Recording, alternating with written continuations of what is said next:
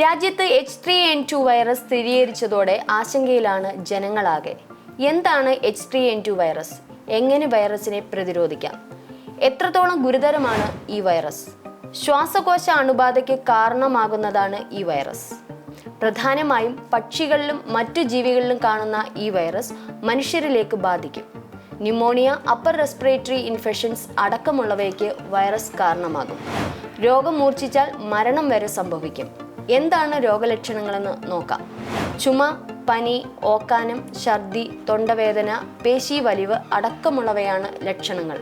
ഒരാഴ്ചയോളം ഇവ നിലനിൽക്കും. തുടർച്ചയായ പനി, ശ്വസിക്കാൻ ബുദ്ധിമുട്ട്, നെഞ്ചിൽ വേദന, തൊണ്ടവേദന തുടങ്ങിയവ അനുഭവപ്പെട്ടാൽ ഉടൻ ഡോക്ടറെ കാണണം.